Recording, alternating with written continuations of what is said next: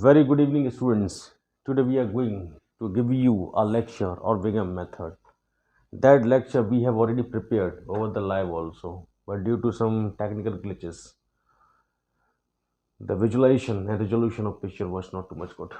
मैंने लाइव भी बनाया है ये वाला, मगर लाइव पर मैंने जब उसकी क्वालिटी को देखा और मैंने जो कमेंट देखे हैं उसमें बच्चे बता रहे हैं कि थोड़ी क्वालिटी में रिजोल्यूशन उसका क्लियर नहीं है, तो मैं इस वीडियो को आपका दूसरे तरीके से बना के भी अपलोड कर दे रहा हूँ, जिससे कि आप उससे भी कुछ हिंट लीजिएगा, समझिएगा और ये भी आपके लिए बेनिफिशियल रहेगी। देखिए क्वेश्चन ये दिया गया था, max Z equal to -2x1 - x2। Set of limitations दिए गए हैं आपके सामने। 3x1 + x2 = 3, 4x1 + 3x2 more than equal to 6, x1 + 2x2 less than equal to 4 and x1 and x2 decision variable जो कि 0 से ज़्यादा है। जैसा कि मैंने आप लोगों को बिगम के रूल्स एंड रेगुलेशंस में उसके स्टेप्स में बताया था कि बिगम की सबसे बड़ी पहचान तो यही होती है कि जहाँ पर भी आपके सामने कोई भी इनइक्वलिटी या कोई भी क्वेश्चन ऐसा आता है जिसके अंदर इनइक्वलिटीज इक्वल के फॉर्म में होती हैं, हम नहीं कहते मोर देन में हो, हम नहीं कहते लेस देन में हो, सिर्फ इक्वल टू के फॉर्म में हो, तो भी आपको पहचानना होगा ये बिगम का क्वेश्चन है। दूसरी चीज, बाई चांस क्वेश्चन आपको मोर देन के फॉर्म में दिया हुआ है तो भी आपको ये पहचानना होगा कि मोर देन की सिचुएशन इस चीज को दर्शाती है कि आपका क्वेश्चन बिगम का है, और अगर तीनों के कॉम्बिनेशन के साथ दिया गया है फिर तो बिगम का है। तो सबसे पहला काम, क्योंकि बिगम क्या है, बिगम सिर्फ सिंप्लेक्स मेथड का न्यू वर्जन है। जो हमारा सिंप्लेक्स मेथड है उस सिंप्लेक्स मेथड का सिर्फ एक न्यू वर्जन होता है, इसके अलावा और कुछ नहीं। तो उसके अंदर एक लार्ज पेनल्टी के साथ में हम इन चीज़ों को ऐड कर रहे होते हैं, और मैंने आपको उस वर्किंग रूल में बताया था कि जब भी इक्वल टू होगा तो हमें एक आर्टिफिशियल वेरिएबल ऐड करना पड़ता है, जिसकी जब हम आर्टिफिशियल वेरिएबल ऐड करेंगे, कोई भी चीज़ हम मान कर चलेंगे तो बहुत बड़ी मानी जाती है, तो वहाँ पर हमारा एम एक huge large amount of penalty add कर दी जाती है। मोर देन है, यहाँ पर भी हमारी कंडीशन तो देखिए यहाँ से क्लियर हो जाएगा। Express the LPP, LPP means express this inequalities. मैं लिख देता हूँ, express this all inequalities into standard form of LPP. मैं इनको स्टैंडर्ड फॉर्म ऑफ एलपीपी में कन्वर्ट कर लेता हूँ। तो देखिएगा 3x1 + x2 यहाँ पर दिया था इक्वल टू होने पर हम एक इमेजिनरी वैल्यू को काउंट कर लेते हैं, और वो मैंने मान ली आपकी a1, that is equal to 3। 4x1 + 3x2 more than कुछ वैल्यू ज़्यादा है आपकी लेफ्ट हैंड साइड, तो मैंने इसमें से एक वैल्यू s1 माइनस कर दिया, मगर साथ में इससे हमारी आइडेंटिटी मैट्रिक्स नेगेटिव बनती है, तो मैं यहाँ पे मैंने एक आर्टिफिशियल वेरिएबल भी ऐड कर लिया और इसको लिख दिया 6। ऐसे ही लास्ट वाला है x1 + 2x2, यहाँ पर लेफ्ट हैंड साइड थोड़ी कम है, तो मैंने यहाँ पर उस कम वैल्यू को s2 को ऐड कर लिया और इसको 4 के बराबर कर दिया, और यहाँ से मैं इंडिकेट कर देता हूँ कि x1 x2 s1 s2 a1 a2 greater than equal to 0। ये हमारा फॉर्मुलेशन था जो बिगम की मेन चीज़ है, जो न्यू वर्जन में काउंट हो रहा है आपके सिंप्लेक्स में। अब इसके बाद जैसे हम सिंप्लेक्स में इन इनइक्वलिटीज़ को जब हम इक्वेशन फॉर्म में कन्वर्ट कर लेते थे तो उसके बाद हम टेबल बनाते थे, तो यहाँ से भी अब हमें सिंप्लेक्स के ही पूरे प्रोसीजर को फॉलो करना है। मगर देखिए इनइक्वलिटीज़ तो हमारी कन्वर्ट होके आ चुकी हैं, इसमें आपकी इक्वेशन फॉर्म में, मगर आपका जो ऑब्जेक्टिव फंक्शन है वो भी कन्वर्ट होगा।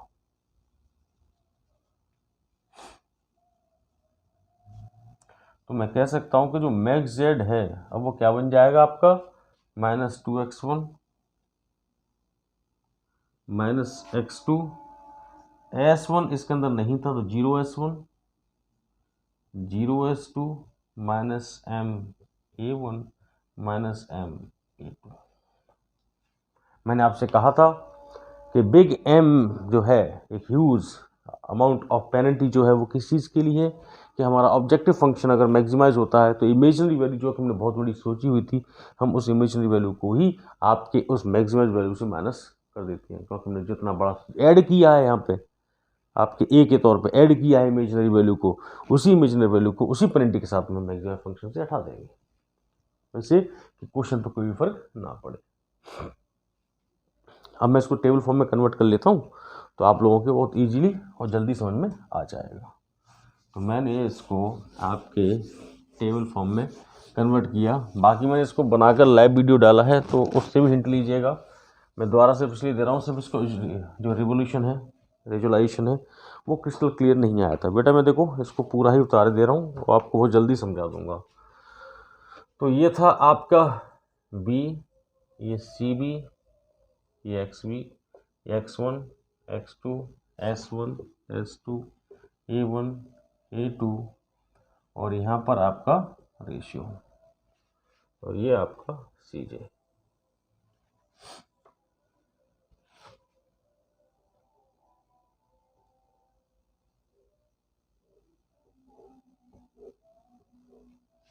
ठीक है ना, ये मिनिमम रेशियो है, तो हम ऐसे कर लेते हैं मिनिमम रेशियो।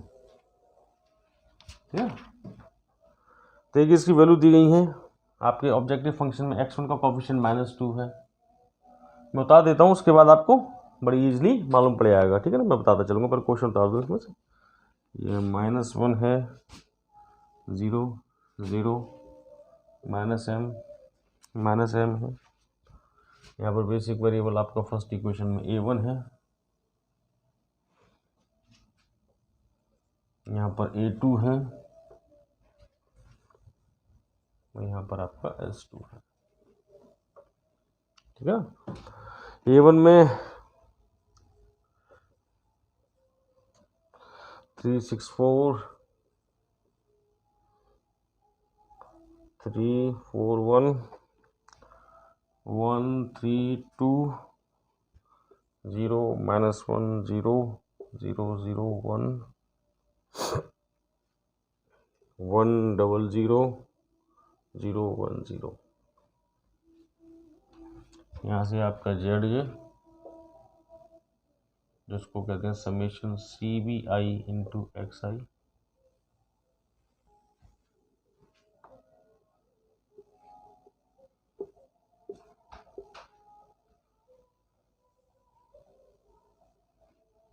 यहाँ से हम निकालेंगे डेल्टा जे, जो होता है CJ माइनस ZJ।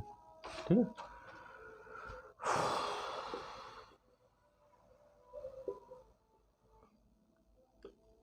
बस क्वेश्चन बता दें बेटे, उसके बाद बहुत जल्दी आपको समझाते हैं कैसे क्या आया। क्योंकि मैंने पहले करा दिया है, फिर से इसमें यार एक बहुत टाइम लगेगा, तो इसको आपको सिर्फ मैं समझाता चलता हूँ बहुत जल्दी जल्दी। ठीक है, देखिएगा यहाँ से। अब मैंने आपकी जो सिंप्लेक्स मेथड की टेबल होती है, उसी टेबल को पूरा बना दिया। Basic variable, coefficient of basic variable, right side amount of inequalities, x1 x2 s1 s2 a1 a2। ठीक है ना, जो CJ है that is a coefficient of objective function. तो देखिए ऑब्जेक्टिव फंक्शन था हमारा ये मैक्स जेड। x1 के साथ में कोफिशिएंट कितना -2, तो -2 है। x2 के साथ में कोफिशिएंट कितना है -1 है, तो -1 है। s1 के साथ में 0 है, तो 0 है। s2 के साथ में 0 है, तो 0 है। a के साथ में हमारी जो वैल्यू दी गई है जो कोफिशिएंट वो -m है। a2 के साथ में जो दिया गया है वो -m है। यहाँ पर भी हमारे जो बेसिक वेरिएबल जिनकी वजह से हमने इनइक्वालिटीज़ को इक्वेशन फॉर्म में कन्वर्ट किया, तो देखिए फर्स्ट वाले पा जाते हैं। पहले वाले में वो इनइक्वालिटीज़ की वजह से हमारी इक्वेशन बराबर हुई, वो आर्टिफिशियल वेरिएबल हमारा बेसिक वेरिएबल जो क्वेश्चन में नहीं था, मगर हमने इक्वेशन को सॉल्व करने के लिए यूज़ किया, वो a1 है। दूसरा जो हमने यूज़ किया है वो a2 है।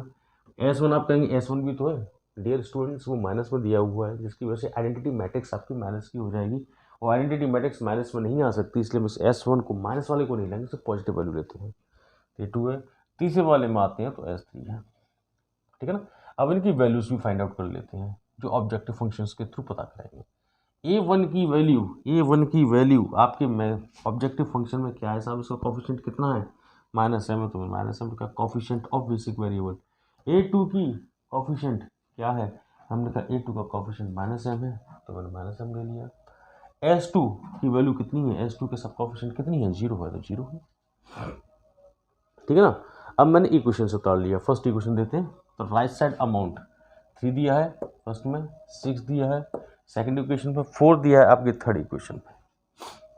यहाँ से x1 का पहली इक्वेशन पर देखिएगा, पहली इनइक्वालिटी पे x1 का कोफिशिएंट 3 है, x2 1 है, s1 है नहीं, s2 है नहीं, a1 है तो 1 है, a2 है नहीं तो 0 है।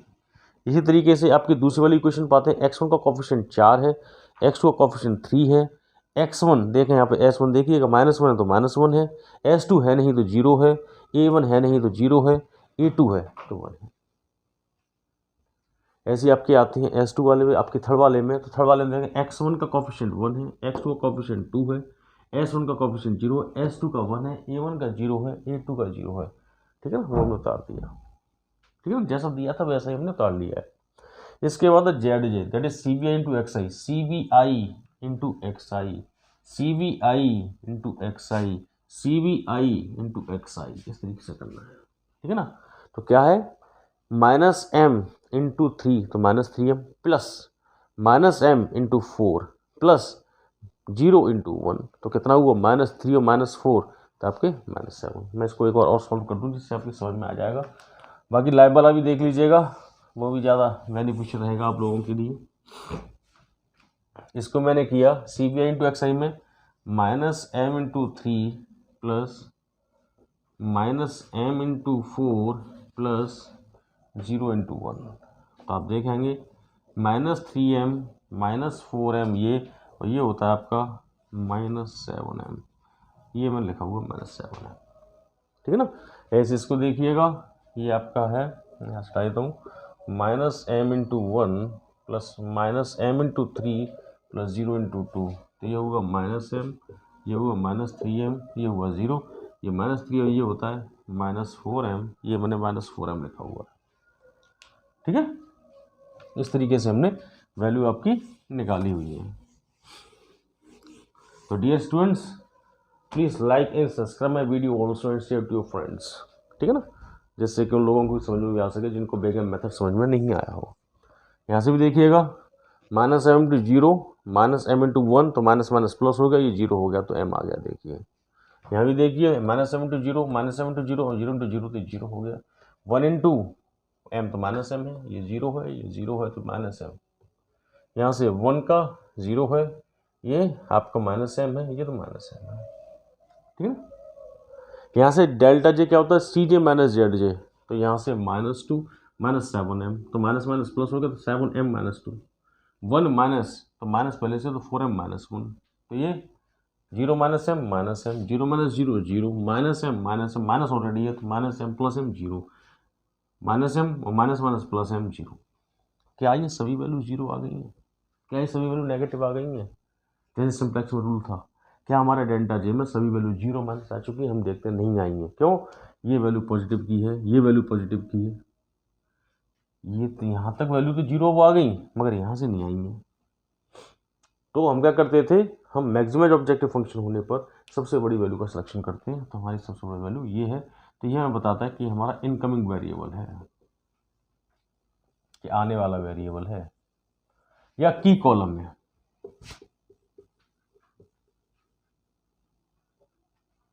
ठीक है, अच्छा ये आने वाला है तो हमें मालूम पड़ गया कि x1 आने वाला, जाने वाला कौन है? टेबल तो पूरी भरी हुई है। तो आप क्या करते हैं, उस जाने वाले वेरिएबल को देखते हैं, तो एक कॉलम देखें कि कुछ ना कुछ खाली पड़ा हुआ मिनिमम रेशियो, वो हमें ये बताता है कि जाने वाला कौन है।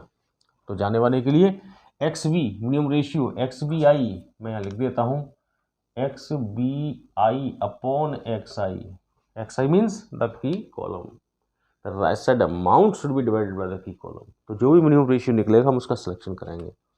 यहाँ पर वैल्यू है 3 डिवाइडेड बाई 3, ये 1 होता है। यहाँ वैल्यू है 6 डिवाइड बाई 4, तो मैं देखूँ 4 1 जा 4 2 कैरी और ये आपका 5 हुआ।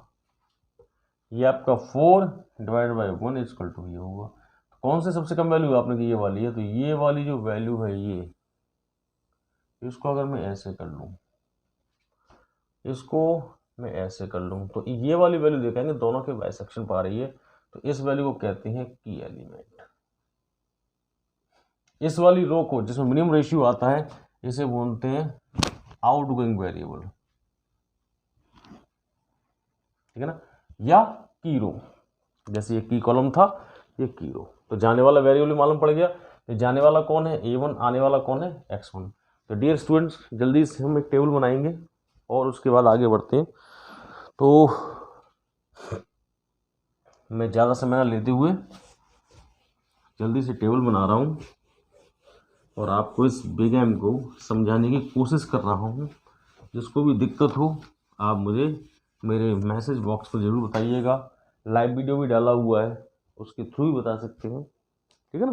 तो मैं जल्दी से इस टेबल को उतार रहा हूँ जिससे कि आप लोगों को समझा सकें। तो मैं इस पोर्शन को मिटा दूँ क्योंकि यहाँ से मालूम पड़ चुका है कि X1 आने वाला है, तो ज़्यादा हम जगह स्पेस खाली कर लेते हैं। तो यहाँ से जल्दी देखिएगा, ये मैंने लिया था B, ये लिया था मैंने CV, ये था मेरा XB, ये था X1, ये था X2, ये था X1, ये था X2, ये था A1, ये था A2 और इसको मैंने दिया था मिनिमम रेशियो और ये था CJ,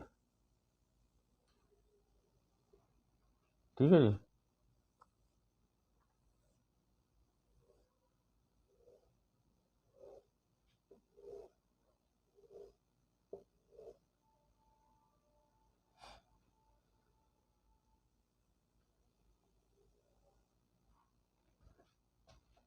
अच्छा, जो आने वाला है ये बन जाने वाला है, तो जो जा रहा होता है उसको सबसे पहले भगाते हैं, उसी रो को सबसे पहले लिखते हैं। हाँ जी, आने वाला कौन सा था आपने कि X1 है, ठीक है ना। X1 का कोफिशिएंट कितना है -2, तो -2 कर दिया। तो चेंजेस करने तो वापस बताना था। तो ये वाली रो पहली है, ये आपका A2 है, ये आपका S2 था, यहाँ से आपका ZJ निकलता है,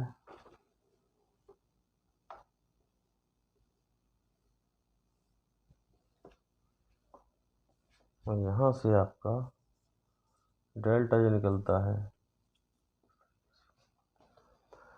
ठीक है। पहली रो लिखते हैं आपकी। तो देखिएगा 3 था, तो जो भी की एलिमेंट होता है उसकी एलिमेंट की वैल्यू हमें 1 चाहिए होती है। आइडेंटिटी मैट्रिक्स होती है 1 0 0 0 1 0 0 0 1। तो हमें इस आइडेंटिटी मैट्रिक्स को फॉलो करते हुए उसकी एलिमेंट को 1 बनाना होगा। पहले हमें 1 ही चाहिए, अगर 1 आता है तो बहुत अच्छा है, नहीं आता है तो 1 बना लेंगे।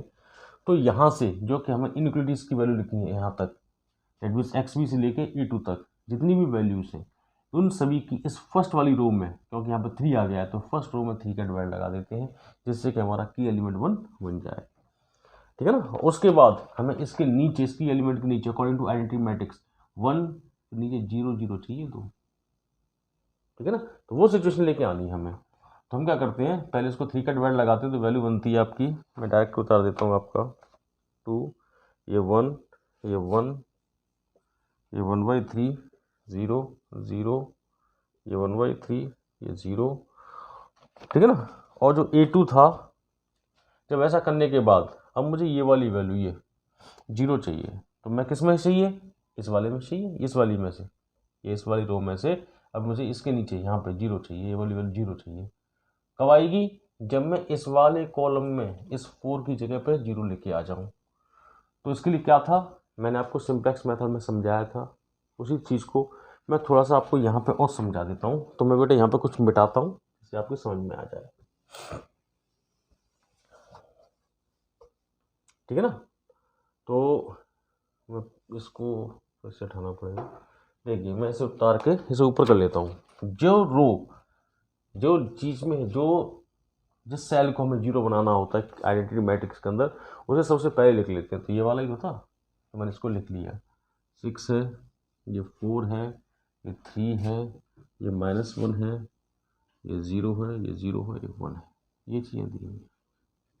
देखिए 6 4 3 -1 0 0 1 किससे बनाना है, इस वाले से, ये और भी लिखा है आपने। तो ये वैल्यू कितनी है, 1 है, 1 है, ये 1/3 है, ये 0 है, ये 0 है, ये 1/3 है और ये 0 है, ठीक है ना। अब मैं यहाँ पर क्या करता हूँ, 4 का मल्टीप्लिकेशन ही कर लेता हूँ।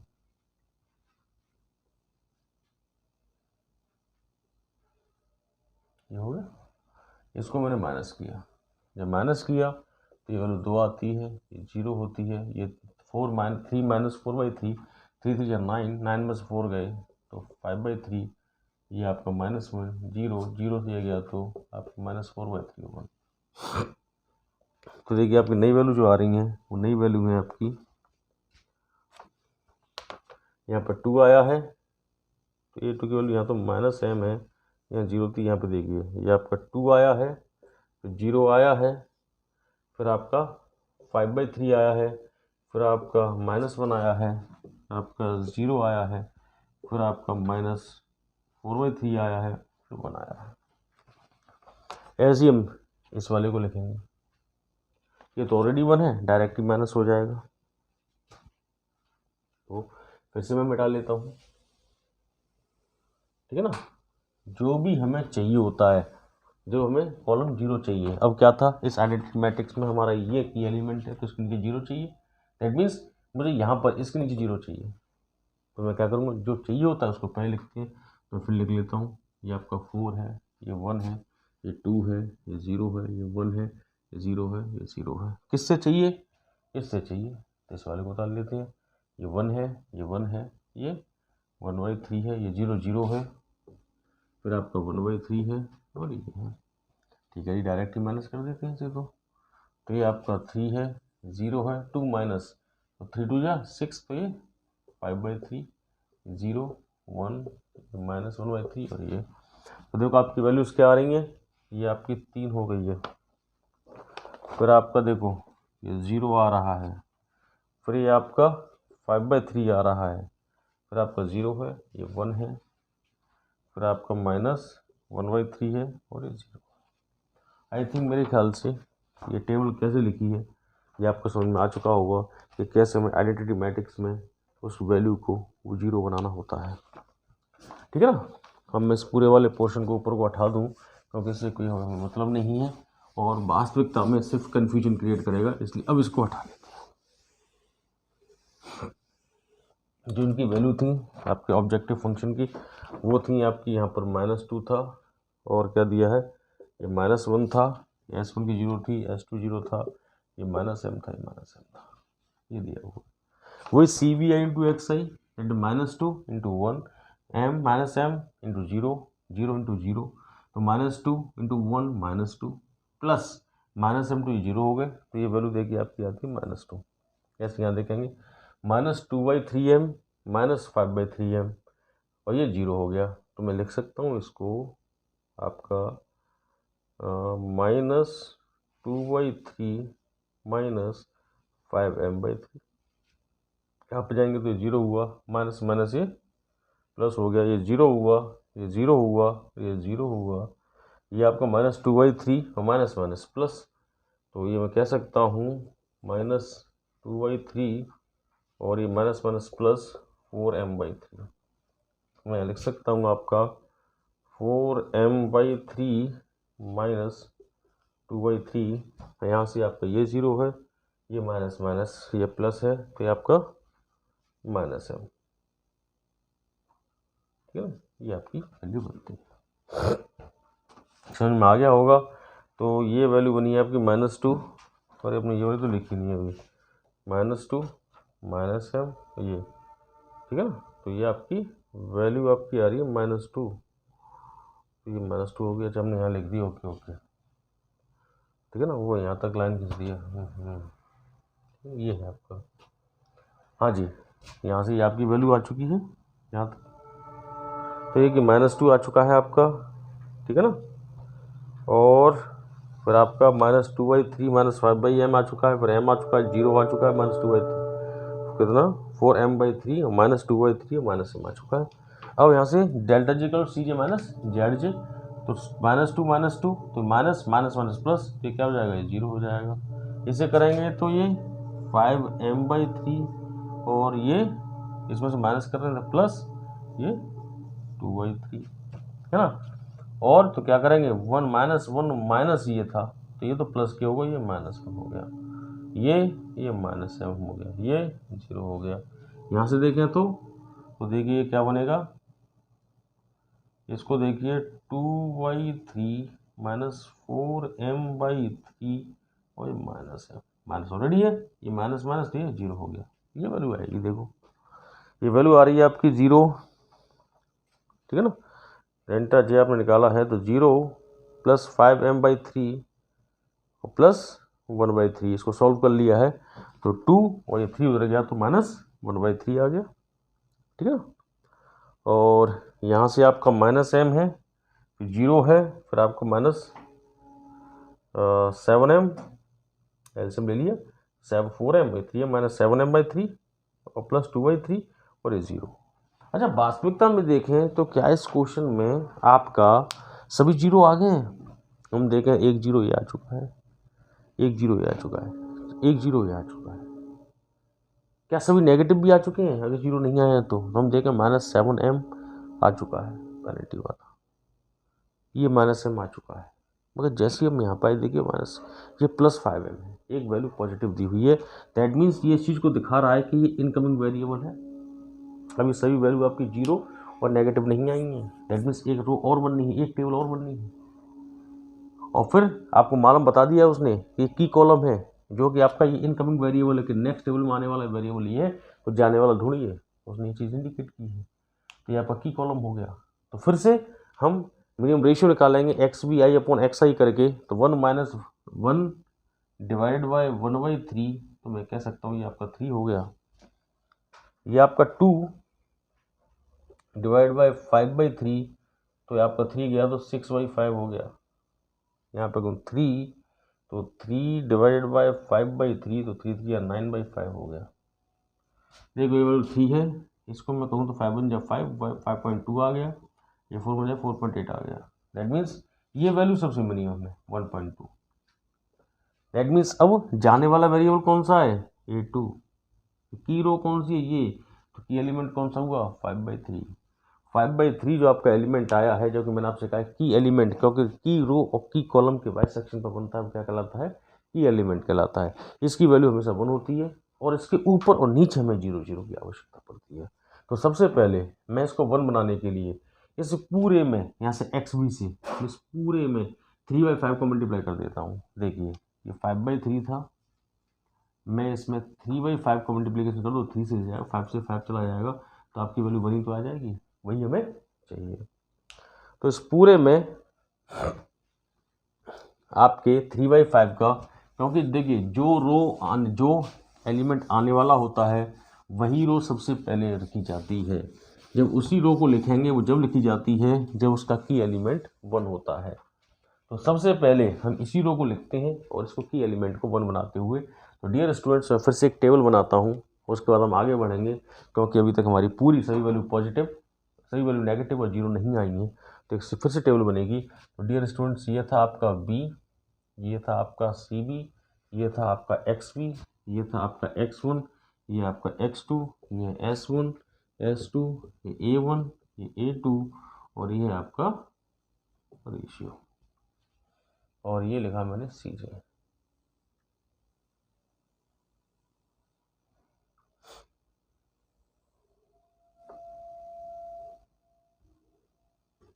आपको इसका सॉल्यूशन आ जाना चाहिए, ठीक है। जो आने वाला है, पहले वाले तो हमारा कुछ टच ही नहीं है, तो X1 इसका जो वैल्यू दी है -2, तो मैं इस वाली रो को तो ऐसे लिख लेता हूँ, तो पहले आ चुका है वो। अब देखिए ये A2 जाने वाला था, ये आउटगोइंग वेरिएबल है। X2 आने वाला है, तो मैंने X2 लिखा। X2 की वैल्यू आपने देखी, ये -1 दी गई है, और ये S2 है, इसका वेरिएबल में वैल्यू आपकी कोफिशिएंट की वैल्यू 0 दी गई है। यहाँ पर A2 था मगर A2 चला गया, ये X2 आ गया, तो X2 के कोफिशिएंट की वैल्यू -1, तो -1 लिख ली। सबसे पहले भी ये वाली रो लिखी जाएगी। क्या लिखनी जाएगी? की एलिमेंट 1 बनाते हुए पूरी कॉलम को लिख दीजिए। तो ये 2 है, तो 2 मैंने आपके 3/5 का कर दिया, ठीक है ना। तो पूरी रो को, इस पूरी टेबल को जल्दी से उतार देता हूँ मैं, जिससे कि आप लोगों को ईजिली समझ में आ जाए। तो -1, ये आपका 6/5, कैसे 6/5? 2, ठीक है ना। किसका फिर मल्टीप्लाई किया हमने? 3/, ठीक है ना। हमने क्या किया है, इस पूरी रो में आपके 3/5 का, जैसे 2 था, अब इसमें हमने 3/5 को मल्टीप्लाई कर लिया, तो 3 2 या कितना हुआ? 6, ये 5 हुआ। तो ये वैल्यू देखिए आपकी 6/5 है, ठीक है ना।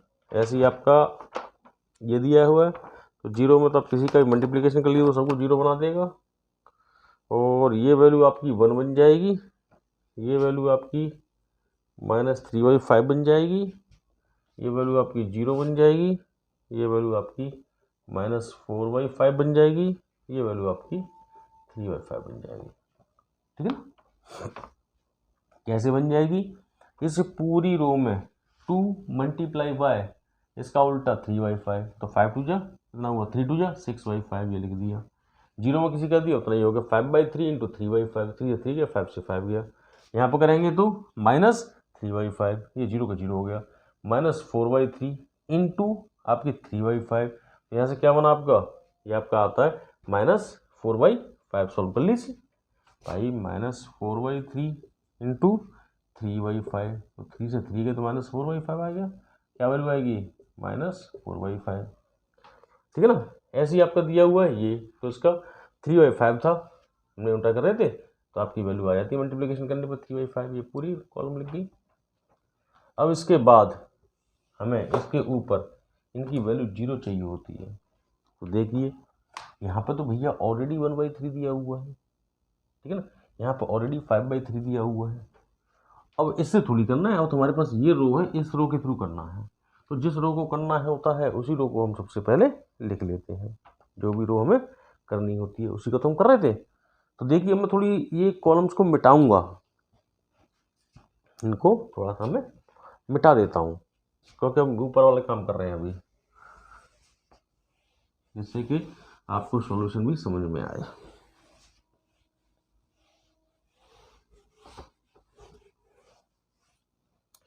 तो मैं उसे मिटाना स्टार्ट करता हूँ, तो आप ये देखेंगे, अरे यार ये भी मिटा दिया, चलो कोई बात नहीं, यहाँ से उतार लेते हैं।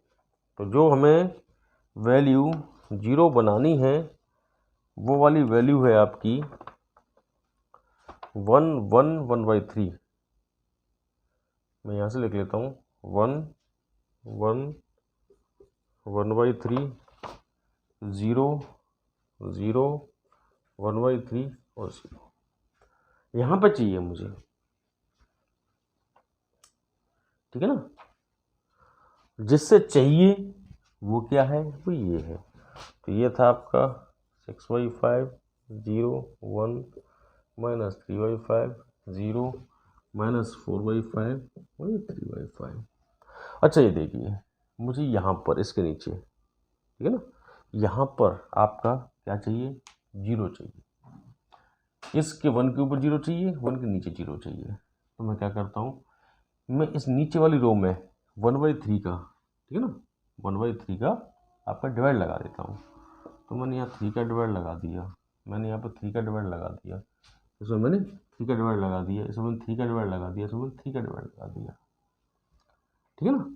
तो इसको मैं 3 का डिवाइड लगाता हूँ, इसमें मैं 3 का डिवाइड लगाता हूँ, इसमें, ठीक है ना। 3 का डिवाइड लगाने कह दीजिए, 1/3 का मैंने इसमें मल्टीप्लाई कर दिया। अब मैंने इसमें डिवाइड लगाया, तो देखिए क्या होगा, ये 3 2 6 हो जाता है, ये 3 से 3 कैंसिल हो जाता है, ये कटेगा नहीं, तो ये आपका 4/15 बन जाता है, और ये 3 से 3 कैंसिल हो गया। तो ये वास्तविकता में बन क्या रहा है, ये वैल्यू बन रही है आपकी 2/5,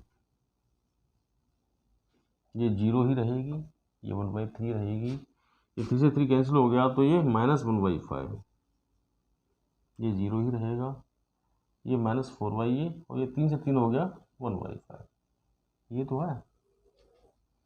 अब मैं माइनस कर लेता हूँ, 1 -2/5 तो क्या होगा 5, मैं ऐसे तो कर रहा हूँ 1 -2/5, तो 5 बन जा 5, और 5 से 2 हो गया तो कितना आया 3/5, ये वैल्यू आएगी 3/5।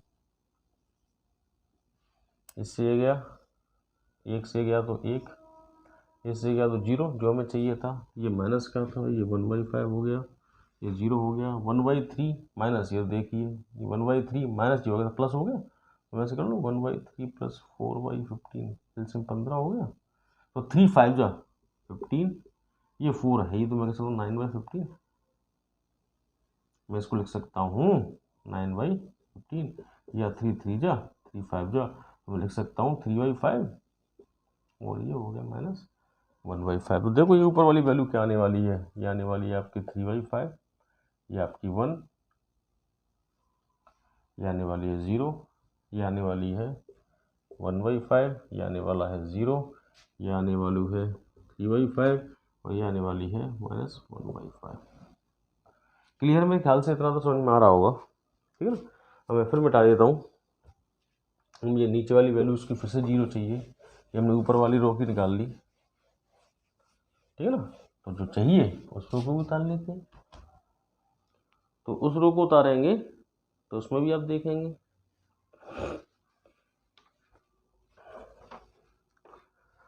कहाँ है वो आपका, सबसे लास्ट वाला था, देखो आपका 1 है, 0 है, 0 है,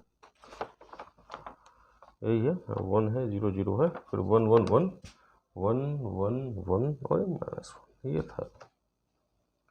अब जिससे चाहिए वो वैल्यू क्या है आपकी 6/5 वाली है ना।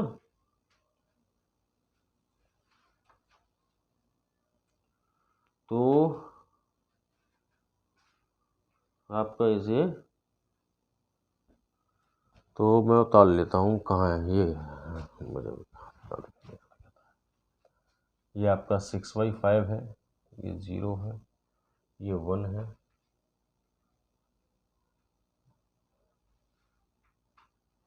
ये तो ऑलरेडी इसमें आ रहा है, हमने गलत डाल दिया। अभी तो मैं कह रहा यार ये तो मैच नहीं कर रहा है इसमें, ये तो ऑलरेडी यहाँ पर आ रहा है, बट हमने कुछ गलत डाल दिया। एक बार फिर से हमने दूसरी बार पहली वाली टेबल पर हमने मिटा दिया तो क्लियर नहीं हो पा रहा। पहली वाली आपकी वैल्यू 3 है, ये आपके 3 है, 0 है, ये 5/3 है, ये 0 है, ये 1 है, ये -1/3 है और ये 0 है। इस तरीके से है ना। और जिससे चाहिए वो वैल्यू है आपकी 6/5 0 1 -3/5 0 -4/5 और ये 3/5, ये दिया हुआ है, मुझे ये चाहिए। करना क्या है, 5/3 का मल्टीप्लिकेशन कर लेते हैं हम इसमें, 5/3 का मल्टीप्लाई कर देते हैं इसमें। तो लो 5/3 का मल्टीप्लाई कर लिया, ये उतना ही रहेगा, ये 5/3 हो गया, मल्टीप्लाई किया तो क्या बन जाएगा, ये 5/3। इसमें भी किया हमने 5/3 का, इसमें भी किया हमने 5/3 का, इसमें भी किया हमने 5/3 का। तो देखो 5 से 5, इससे ये वैल्यू कितनी बनेगी, इस पूरे पे वैल्यू आ जाएगी। तो ऐसे से देखिए तो ऑलरेडी है यहाँ पर 5 से 5 गया, 3 से 3 गया, तो बच्चों यहाँ पर वैल्यू बनती है ओनली 1, ये तो यही है। यहाँ पे देखिए 4/5 था, ये 5 है, 5 से 5 गया, ठीक है ना, 5/3 है ना, तो ये आपकी वैल्यू बनती है 4/3। यहाँ पर 5 से 5 गया, 3 से 3 गया, ये वैल्यू बनती है 1। चलो अब सॉल्व कर लेते हैं, माइनस कर लिया तो ये वैल्यू 1 0, ये 0, ये आपका +1, ये 1 -3 और ये 3, तो ये क्या हो गया 1/3 और 4/3 प्लस के हो गए, minus minus plus.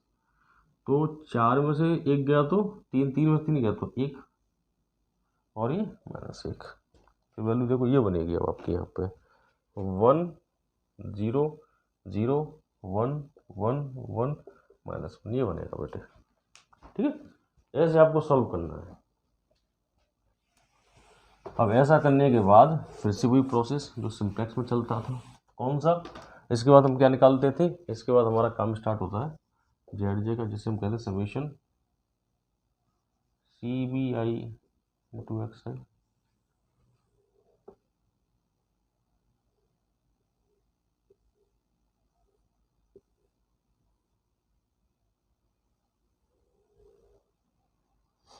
CBI × XI, तो -2 × 1, ये 0 हो गया, -2 × 1 + -1 × 0 × 1 × 0, तो ये आपकी वैल्यू आती है -2 -2 × 0 1 × 1, ये वैल्यू आती है -1।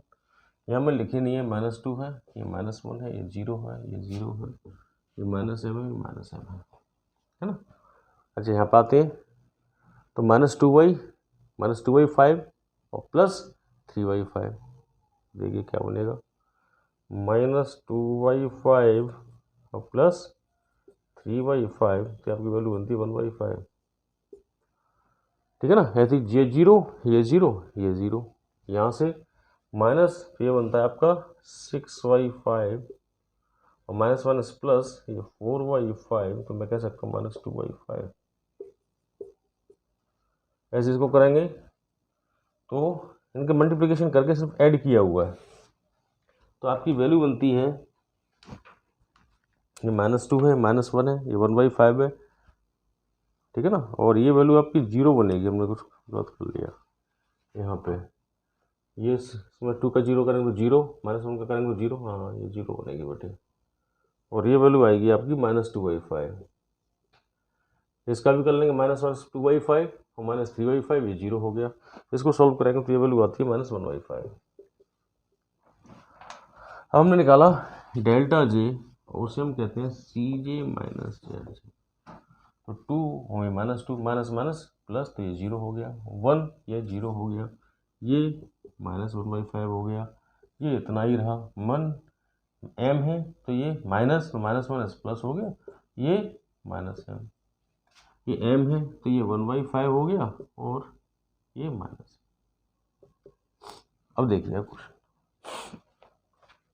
क्वेश्चन को देखिएगा, क्या हमारे डेल्टा जे की वैल्यू सभी 0 आ चुकी है? तो मैं कहता हूँ ये 0 आ चुका है, ये 0 आ चुका है, ये 0 आ चुका है। अच्छा चलो सभी 0 नहीं आए, तो क्या 0 नहीं आए तो बाकी सभी बची हुई वैल्यू नेगेटिव आ चुकी है? तो मैं देखता हूँ माइनस की आ चुकी है, पेरेंटी साहब माइनस की आ चुकी है, पेरेंटी साहब माइनस की आ चुकी है, दैट मीन्स पूरा ही डेल्टा जे आपका 0 या माइनस आ चुका है। तो optimum solution has been arrived, optimum feasible solution has been arrived. ठीक है, सॉल्यूशन आ चुका है। तो ऐसी सिचुएशन में x1 की वैल्यू कितनी है? 3/5, तो x1 की वैल्यू है बेटे 3/5 ये वाली। x2 की वैल्यू कितनी है बेटे आपकी? ये वैल्यू 6/5। तो आपका मैक्स जेड दिया गया था,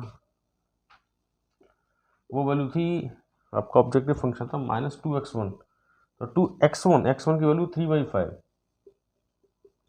प्लस नहीं था, एक बार देखना पड़ेगा क्वेश्चन क्या था आपका, -2x1 और -x2, और ये यहाँ पर था -x2 की वैल्यू है 6/5। हाँ जी, तो कितनी वैल्यू ही देखिए, ये आपकी होती है 6/5 और -6/5, तो मैं कह सकता हूँ ये 6 होते हैं 12/5, ये आंसर हो गया आपका। ठीक है, कि आपका 12/5 is the answer of this particular question. ठीक है, dear students, again this one is a humble request to each and everyone, please like, subscribe and share my videos to your friends or to your colleagues or to the needed person। ये मैंने video आपका live भी बनाया है, उसमें थोड़ा visualisation clear नहीं था, इसकी वजह से इस वीडियो को मैंने फिर से बनाकर तैयार किया आप लोगों के लिए। आप देखिएगा, कुछ भी क्वेरी हो तो चैट बॉक्स में मुझसे फिर से कंसल्ट करिएगा। ओके, जब तक के लिए very good night to all of you.